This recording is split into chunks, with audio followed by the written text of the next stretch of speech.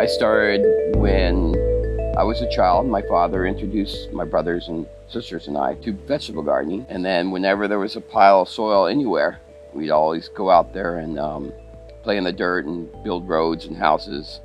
And I found myself taking parts of bushes and start landscaping.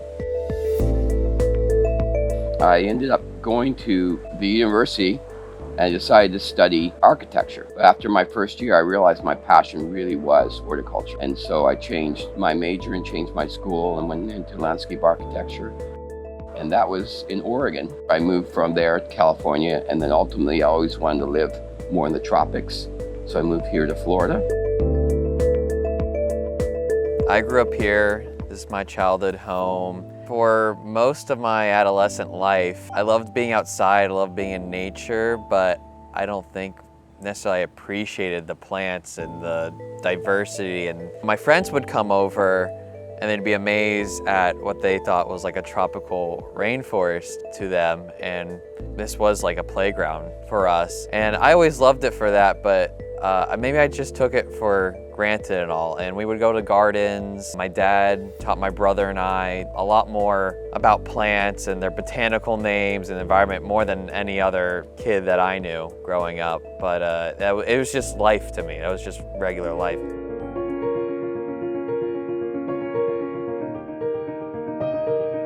The inspiration for the landscape to me has been Key West, because I remember going back there in the old days and you go to the backyard and you could not see any of your neighbors.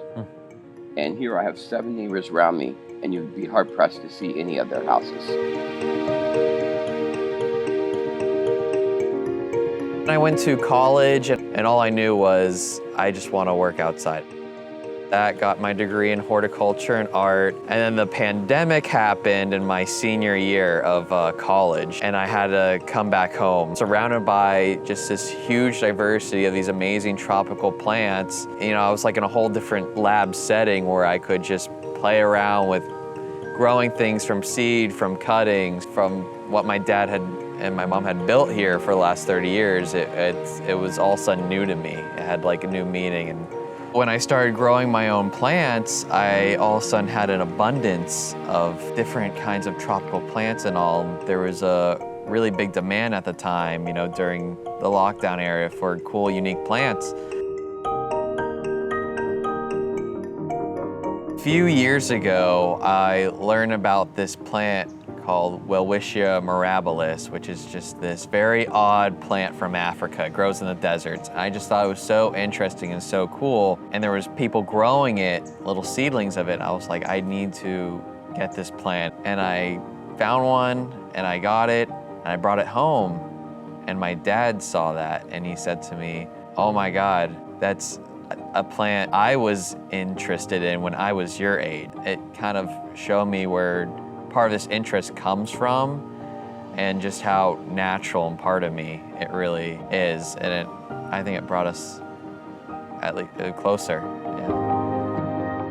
I was surprised that I said, oh my God, it's come full circle, because, you know, I was into that and actually had one.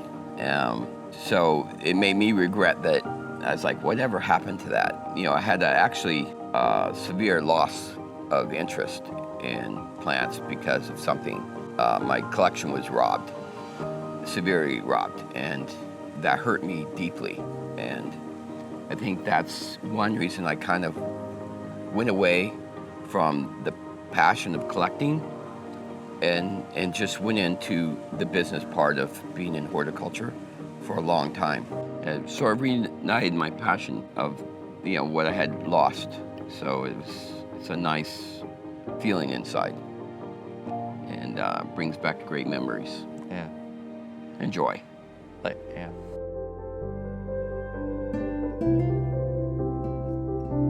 I've been at Mounts for just over a year now, and the value I get from it is just immense. My dad's been working there for over 10 years, and I've kind of grew up a bit going there and really loving it. I think working at a botanical garden and my business will kind of always help inform each other, you know? They're both just an avenue for my interest in plants and the unique world of plants and the diversity that there really is. So I really see my time there kind of growing with my time working with plants too, and vice versa. And you know, my dad's going to retire, then I'll be working there, just me and the other horticulturists. And so it's gonna be interesting to see where I'll be in my own career once, you know, I'm not working side by side with him. Now and then I do give suggestions. Please, yeah. He takes them or leaves them, you know. That's good. But that's, you know, that's the way it goes, and that's how you learn. It's just, and sometimes you make mistakes, and then sometimes you teach me something.